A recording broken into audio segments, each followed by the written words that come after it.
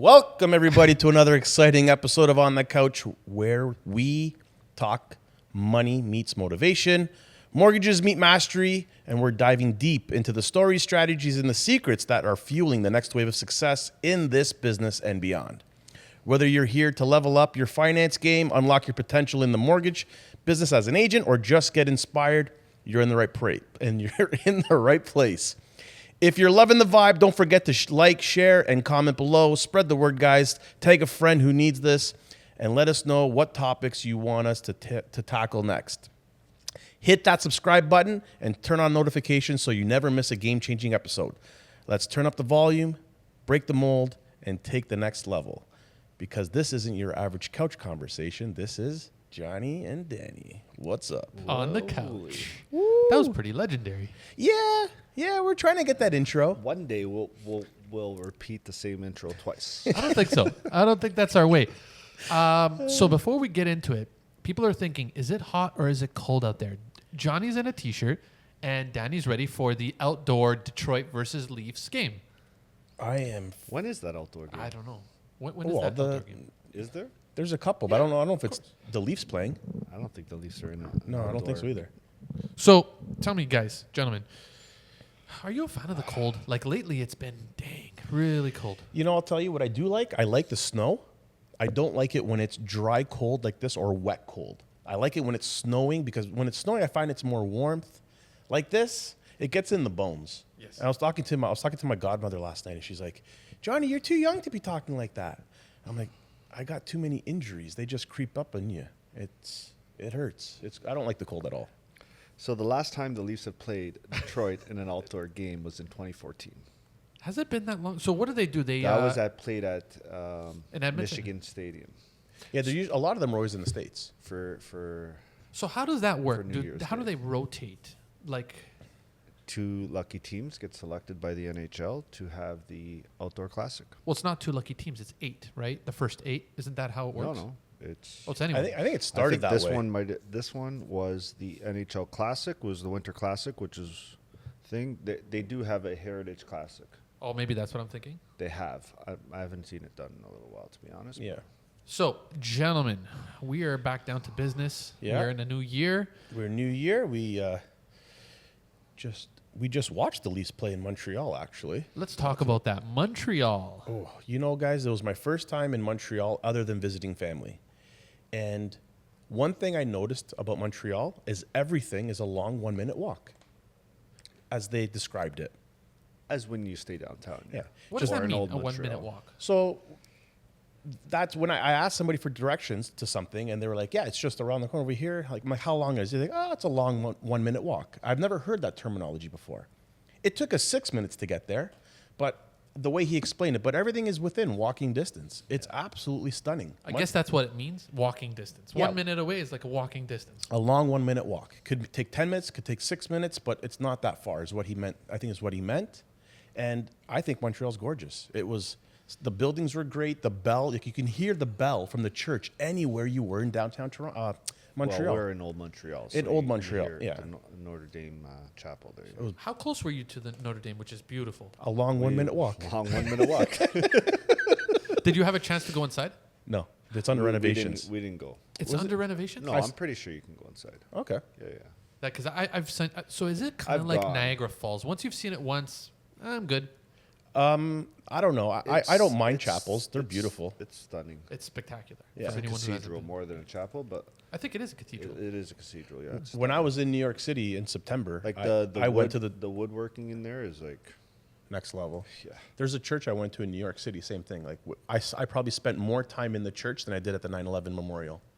I bet. I Yeah. bet. Well, the 9/11 memorial, it's like You see it, it's like, not much to it in reality. Like not to hinder what it is, but it's yeah. I found myself more intrigued inside the architecture and the art and everything else inside the chapel than So I do want to talk about the Leaf game.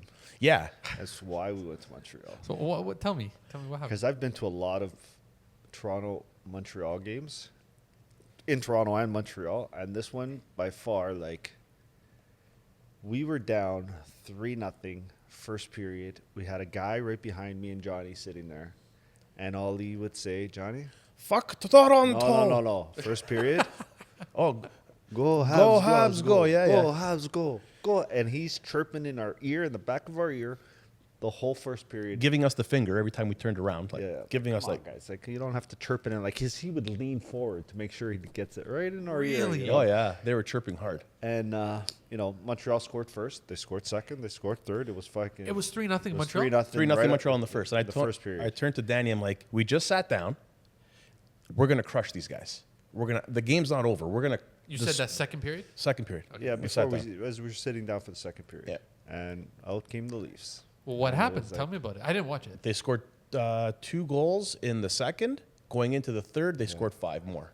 5 more. 5 goals in the third. So It was the Go Habs goal turned into fuck Toronto. he was so bad. Who was the top scorer of Toronto? I Is think, Austin I think Matthews playing? Matthews scored Yeah. twice and Willie scored twice that game. But So basically, the whole team came together and played as a yeah, unit. they played well. They I played- mean, both goalies actually. Even though Montreal led in 7 goals, man, he He stopped us quite a bit. He made some really good saves, and our goalie kept us in it when he needed to. So. When I went to watch the Leafs, courtesy of Danny here, I thought the best player, other than Austin Matthews, was Mitch Marner. He's just a bulldog when he plays. He doesn't stop. Yeah, he's fast with the puck. He's got good feet. I don't know Nice how well he did hands. that game, but Yeah, he's amazing. He's impressive. The whole team's good. Like even what's Nugent? What's the guy with the 2 last names? Erkman Larson. Erkman. I like him. He's a good player. 2 last names? What do you mean? Ekman Larson. He's got the the hyphen. The hyphen, Oh, yeah. okay. So I don't know what it is, but yeah, he's really good. Knives is good. I think he scored that game. Nice Yeah, he scored did. that game. Yeah.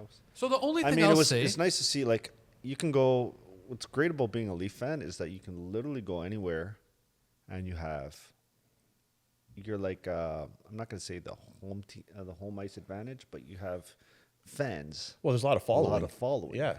At every game you go to. When the first goal was scored, I saw a sea of blue inside the Bell Center. It was unbelievable. The support was like, where the fuck have you guys been? Like, where are you guys? And we were just talking about this off air. Like, I was First thinking a bit period, more, all you- but like everybody had their jackets on, right? So when we were down, you didn't see no blue, and I'm like, wow. And I remember thinking to myself, like, where is everybody? where's all the Leaf fans? There's always this huge following here, and then but as it's not soon just as the we Leafs, score, though. It's all Toronto teams. Like the Toronto FC, man, I feel the stadium rumbling when we score. Oh yeah. Blue Jays, same thing. Well, Blue Jays is more like an institution. But you're not going. But you're not going to. Okay, I can't say Montreal, but you're not going to the States and seeing a sea of Blue Jays fans. The Leafs are just. I think there's diehard fans out there. But we can't win for the love of. Well, we'll see. Let's see what happens in the first round. well, here's one of the things. So yesterday's game against Columbus, Fantilli scored 3 goals. Where's Fantilli from? He's from Toronto. So it's like, yes, we can't win, but it's always like we produce so many hockey players out of the city of Toronto or outside of Toronto that grew up as a Toronto fan, that when they come here, it's like they give their extra. yeah. But you guys are diehards, right?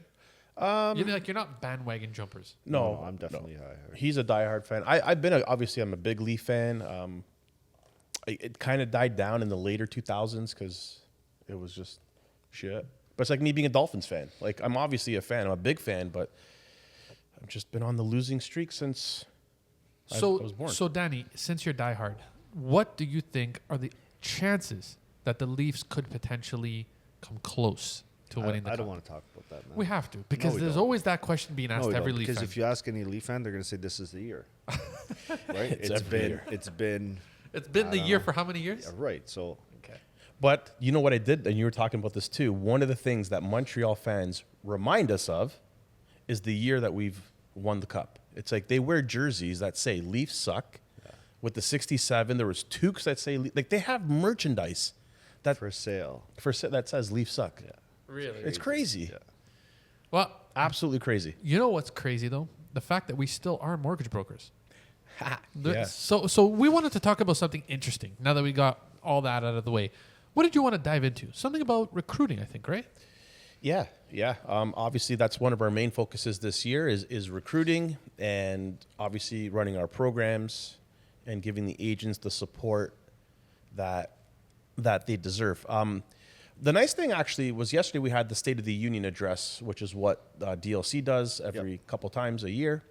And the CEO, Gary Morris, put on a pretty good speech. He talked a lot about where DLC is going, what they're a part of, what their goals are, where they were, and where they're going. And one of the things he talked about is the reason why you want to join DLC. And here's two reasons. Number one is they are proud partners with Coldwell Baker, Royal LePage, and now Remax, which is absolutely huge. Well, I think they took it to another level with Remax, which is as they were partners with all these realtor brokerages, they've now joined in and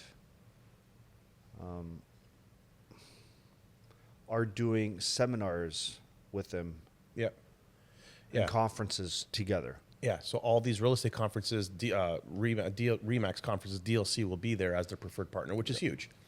And then the other nice thing is when you go on to MLS doesn't have any mortgaging. Realtor.ca.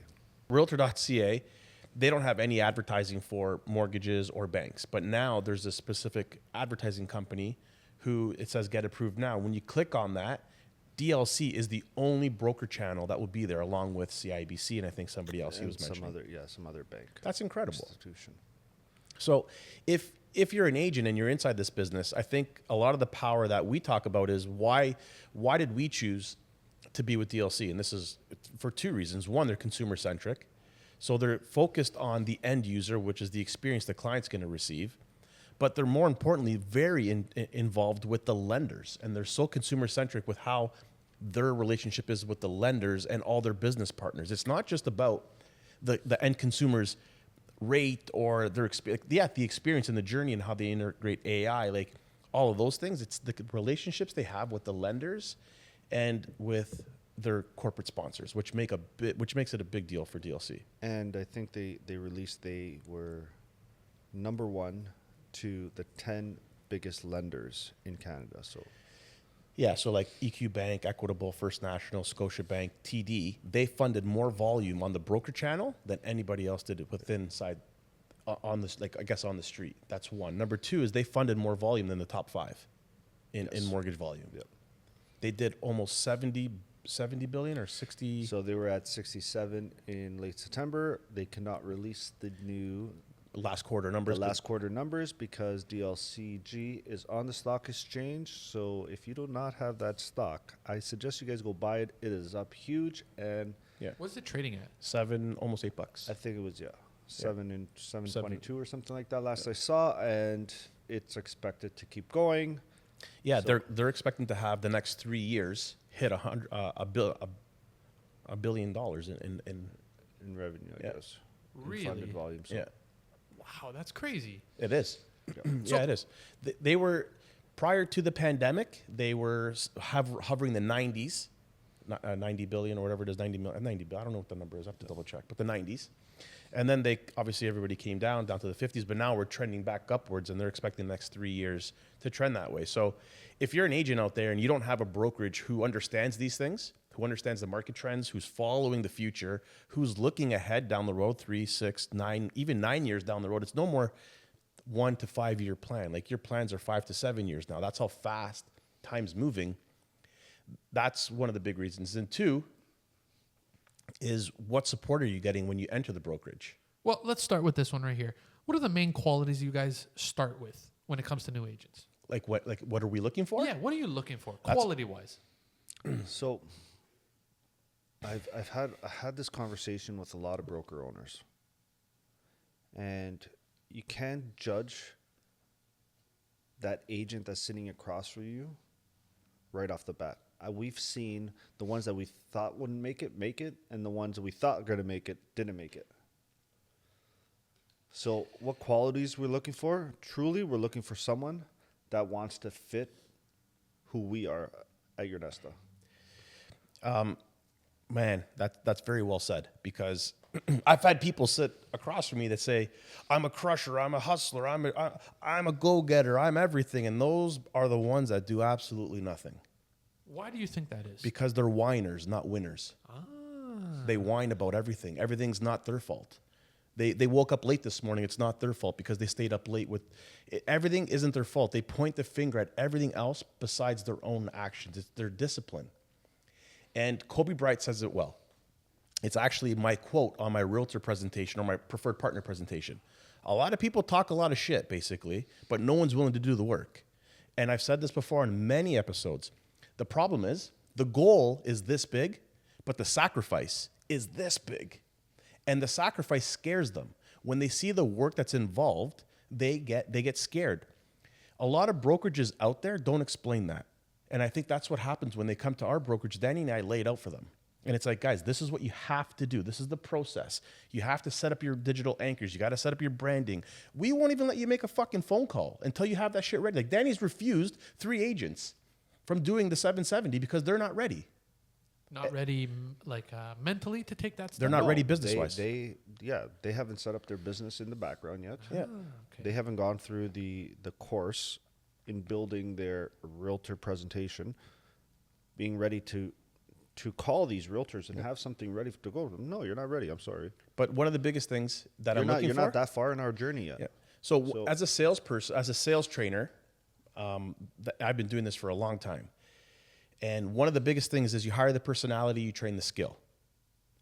And I have to say, I'm going to counter that with, you got to hire the committed, not the interested. Sure. The interested find excuses, the committed will find a way.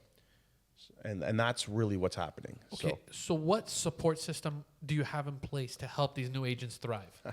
That's the most important. What support system do we have? Correct. Danny Cardozo and Johnny Supa. We hold you accountable. Yeah. We will tell you, you're not going to... Most brokerages, all right, thank you, welcome. Here's your license, and this is your M2100 license number. Congratulations, and welcome to the team. Let me know when you have an application. Where Danny and I won't even let you make a phone call. We won't even let you put a post out. You haven't built a foundation yet. You have nothing. You don't have a business yet. You haven't segregated your database.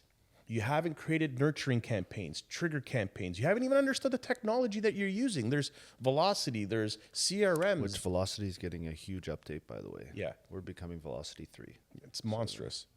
What is that? Velocity is our submission platform. Yeah, but it's all AI. For applications. Yeah. For applications. But it's all AI based. Okay. So the system itself is so smart. As you're filling out the applications, it'll tell you what documents it needs to collect. Really? It's genius. And Okay, it works so- really well, and the client's experience is great. The security software in the background is excellent. So these are the things that we have a 5-day training course that you have to go through in order to understand the technology. And if you don't go through that, they sit here and they talk to the other agents. Oh, how many outbound calls did you make? I made 7. Well, Johnny, I want to be a part of this. I want to do it. Okay, but what happens when you call Timothy and Timothy says he wants to do a mortgage? What are you going to do? You don't know. You're going to That's it. explain the technology to Yeah. him, how to fill out an application. You don't even know how to do it. Exactly. So there's no I want to come and record your podcast for you. Great. Have you ever done it before? No. Okay, man. Yeah, that's true. Unless you're trained, you won't be able to use what you promise you could say you could do. And that's what separates us. We train them. Now, the training is as quick as they want to learn. We can't take them out of bed. Yes. We can't get them to the office. We're not doing that. But that's why I said the committed, find a way. The interested, find excuses. Oh, I stubbed my toe. I can't make it to the office. So then if someone comes to you, like, let's say I wanted to join, and I say, this all sounds amazing, but do you have any stories to back that up? Do you have any commitments that have come to fruition? Can you share a couple, guys? Yeah, I'll tell you one story. There's a guy named Johnny Supa who had a marvelous career and decided to quit that business and jump into this business and smashed his face, broke his nose, bled, went broke, and decided to follow a program and stay committed and disciplined to it. And now, 5 years later, I own a brokerage with Danny. And then we took that same program, Danny and I, redefined it. Danny followed it, became very successful doing it. Now we have 5 agents, I would say, that have followed that program, and we've changed their lives. These guys came to me over the holidays and said, Johnny, I quit my full-time job. I'm now a full-time mortgage agent. I followed your program. It works. When can we start the 770 again? Because I'm getting antsy over here.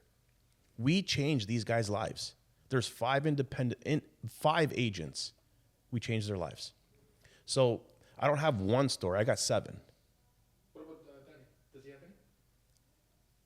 any? I mean, we technically have the same Same story. stories, right? I mean, we're both part of.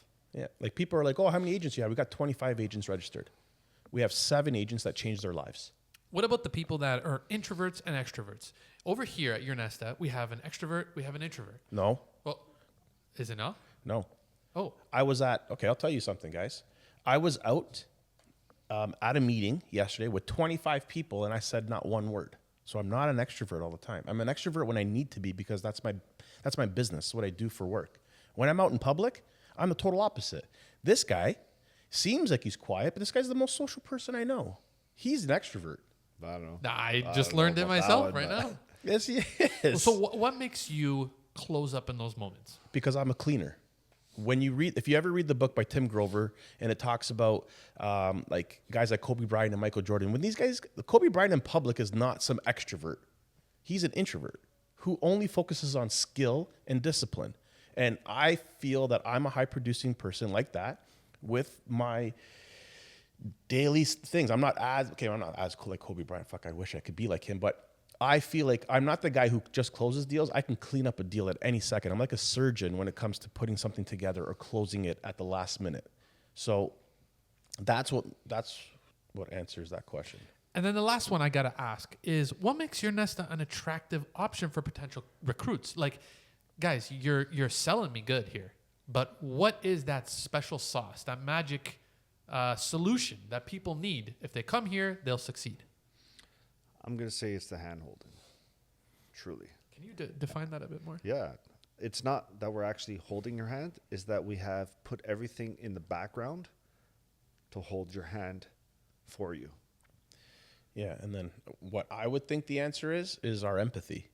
A lot of people think that I care most about the ones that are actually succeeding, and the truth is I care about the ones that aren't doing any of the work. That's the ones I care about the most. The ones that are sitting at home right now who haven't done a transaction are the ones that bother me the most. Because I know there's potential there. There's the reason why we brought you on as an agent. You told me your dreams and your goals. And that's what separates us. We care. We give a shit. What about if they've come from another agency and they just got treated horribly? So now they have that post-traumatic stress disorder from it. Yeah. How do you guys help them get out of that, cement wall that they've put up? Yeah, so that there's actually some science behind that. So one of the biggest things we do is we make them take on a limited beliefs challenge. And they go through this challenge and they have to label all their limited beliefs, like I'm too old, I just changed careers, no one's gonna listen to me, I don't have experience. All these things that we keep telling ourselves, we put that on a chart. We take that chart, light that shit on fire, and we go create stackable beliefs. Things that we have to talk about that brought you to this place. How poised are you in the position you're in? How much experience do you have as a customer service representative? Maybe your father was an entrepreneur and you followed his business for the last 25 years. Anything you've done in life has brought you to this point. You just have to stack those beliefs, not give you limited beliefs. I like that. I like that a lot. Danny, do you believe in that as well? Yeah, that's what we preach. So. Yeah. That's amazing. So, and then the last one, I'm just to round up recruiting, is what is the trajectory? What's the timeline like from start to finish when they're novice to ready? Yeah, so that's a very good question. Ready to join the 770 or? I don't know. Johnny, how do you want to word that? I would like to. I would say ready like to join 770. Yeah. Okay. Listen, that can take. I'm gonna say the biggest downtime is getting your license, and bringing your license over. So if you're a new agent, that can take 3 to 4 weeks just right off the bat. But Really? if we're taking, the FSRA can take about 3 weeks, 21 days. Jeez. But if you're an agent coming from another brokerage, That's flipped over pretty quick. yeah, But then the process itself, I would say, it's up to you. Are you going to be full time or are you going to be part time? Are you going to work on the weekends? Or you're not going to work on the weekends. yeah. So I mean, could you be ready in 7 days, 8 days, 9 days, 10 days? Yeah, you can. But Do if you prefer agents that don't have a plan B? That they're committed, 100%. This has to work. There's no plan B. I prefer the wild boar theory. Yes, I do. I want your back against the corner, back against the wall. You have no way out. No escape route. No escape route. There's 5 fucking wolves around you ready to eat you. And from you being a harmivore, you become an armivore. and you go kill those wolves and you crush it and you come out of that corner and you go succeed. That's what I want. Unfortunately, those are very few and far in between. Yeah, those are hard to come by. Yeah. Wow. So that's the real what I want. But the compassionate Johnny and the compassionate Danny say, listen, follow the program, make a plan, continue doing what you're doing, and then exit what you're doing. That could take 4 months, 6 months. Like John Abella, he was doing a part-time job, and right before the holidays, or the last 770 challenge he quit the job in the middle of 770. He's like, I'm doing this. I'm getting it. I'm building momentum. I've got the... Yeah, here's an agent that came from another brokerage. Yeah. It's not like, Did two deals in a whole year. Now he's doing 2 deals a month, 3 deals a month. That's sensational. It's big. So he did this because of your platform, or he did this because of his own personal drive? He did this with his own personal drive using our platform. Because you can't, like, there's no magic. There's no dust that we sprinkle on you and say, hey, this is going to work. No. Here's the plan. Here are the instructions. Follow the instructions, please, by step. You can't miss a step or the furniture is going to fall apart. A lot of agents skip steps, which is what's going to be our call this afternoon. And he's taken what we've done. He used his drive and his ambition. He used his discipline as a man and has crushed the instructions and followed them and built a beautiful armoire. Wow. I like that. This is good. This made me really thirsty. Like, so parched. Danny, are you parched? I don't know if I want to drink any more tequila. I'm very bro. parched. Let's go. All right, gentlemen. After this weekend of tequila, Of no I'm drinking, ready right? for more tequila. So, gentlemen, this is how things work here. After a very well thought out discussion, we indulge in the finer things in life. Yeah. Johnny, what are we about to do for the very first time viewers? What are we about to do? So at the end of every show, guys, we take a bottle of tequila that we showcase and we rate it on 3 categories. Category 1 is appearance of the bottle and how it looks based on a scale of 1 to 10, obviously 10 being the highest. Then we rate it on taste, again, from 1 to 10, and then we rate it on price. And today we have a beautiful bottle of... Don Julio Blanco. Pure tasting tequila is made only from the quality agave. Pours clear with lively aromas of fresh agave, lemon, lime, and grapefruit. Smooth on the palate. The palate. There you go. palate. I'm looking at this word like as if I'd never seen it before. With light agave sweetness, delicate grassy notes, and a hint of black pepper, leading to a clean finish. I don't know, guys. I like that bottle. But you don't like what's inside it. Actually, as for a Blanco, there's only a few Blancos I like. If you start talking to me about Jose Cuervo Blancos and those, fuck that shit. Like even the Patron Blanco, I'm not a fan. But the Don Julio Blanco, you taste those notes of the lime and the black pepper. I like anything that's spiced. If it's spiced, I'm a fan of it. Cheers, gentlemen. Cheers. Oh, I'm gonna hate this. So super delicious. That am I wrong? Super delicious. Yeah, Actually- I like this one. Doesn't it? Yeah, that was Tastes good. absolutely fantastic. So me personally, for a Blanco, I want to mix my Blancos. Like, Yeah. This is one that you can almost like sip it. You can sort of, you can taste and enjoy. 'Cause This you're is not- definitely not a mixing one, I think. No, this is super refined. This is a Blanco you take out when you're dealing with an Eastern European and you're making a business deal and you're saying slancha, whatever the cheers How is. the hell did you come up with that? I come up with these beautiful is that Polish? Ukrainian? What Eastern is it? European, Polish, Ukrainian, maybe? Slovakian, Hungarian. Those Okay, Eastern so, Europeans. so as we always do, Johnny, why don't you tell again the new listeners what we're about to do with this? Yeah, so it's in Danny's hands now. So Danny's going to rate the bottle, and he's going to give us his thoughts and his feedback, and maybe a pun for Don Julio. Let's start off with the appearance. The appearance, I like the appearance, although made out of glass and not your ceramic and great looking tequila bottles we always see. I'm going to give this in between 7.5 to an 8-ish. Okay. Flavor wise, Flavor wise, I like the taste for a Blanco. Again, somewhere around the 8, but for the price of $90 for a Blanco, And $90 at the LCBO. Yeah, it's a little heavy. A little heavy. What are you saying on the price of the? I'm gonna drop that to a 7. So we're somewhere at 7.5. the 7.5, Okay. 8ish. Yeah. All right. So on the appearance, I love the look of this bottle. It is the traditional. Bombay. Well, I mean, because it's got that blue tinge to it, but I do like this look. That this is a standard, like even the other, like all the Don Julios look the same, but I like this on the shelf. It looks like a nice bottle. You know it's tequila when you look at it. You don't need to be reading the label. So I'm going to give the appearance an 8.5 out of 10. Wow, that's pretty good. Yeah, I like these. I like the Don Julios, man. I really like the brand. Okay. For the taste, it's on fire. Like it's and Like on fire, your throat's on fire. right now my esophagus is burning. No, it's a great sipping tequila. Okay. I find this here more of a business transaction tequila. Like you're taking this Agreed. out, and it's like you're doing business with an older an older man Yes. generation. That's how I see this. Unfortunately, the $90 is just a killer. Well, hold man. on. What are you giving it for flavor? Flavor? I'm gonna give it an 8. Okay, and then $90. $90 just kills it, man. For a Blanco, it's just way too expensive. Like you're getting. I mean, that's on the LCBO. You can get this for $78 on zine.ca. See, now 78 is more in line with it, yeah, but you have to go with the LCBO price, I think. Yeah, well, that's our thing. Unless you're in Montreal, you can go to SAQ. What's it called? SAC. Yeah, Okay, so I $90. don't know how What are you much saying? it's there, but- What are you saying for 90? I'm saying for a $90, it's 7. So Yeah. total overall, I'm gonna give 7.5? this 7.5, 8. It's a beautiful bottle, but Okay. yeah, the price kills it. Now, as always, if people had to give you feedback, where can they find you? Guys, yes, please comment down below if you like the show. Share the show so we can grow.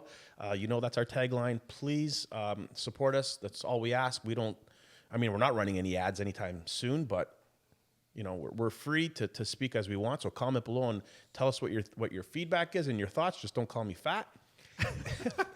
That dang guy. We should really talk about some of the comments that we've gotten on some of our shows. We can do that. Yeah, We will do that. We should gather all our comments and we should talk. We should just respond to them on live. Sure, let's go call them out. Yeah, 100%. We'll even say their names. Fuck you. Yeah, absolutely. But if people had to find you, where would they find you? Yeah, so you can find us on the podcast, on the Couch Podcast 23 on Spotify, YouTube. You can find us on TikTok and Instagram. You can find me always at Your Nesta Financial on Instagram, and you can find Danny at. Mortgages by Danny C. Till next time, guys, take care. See you later. See ya. Yeah, sure.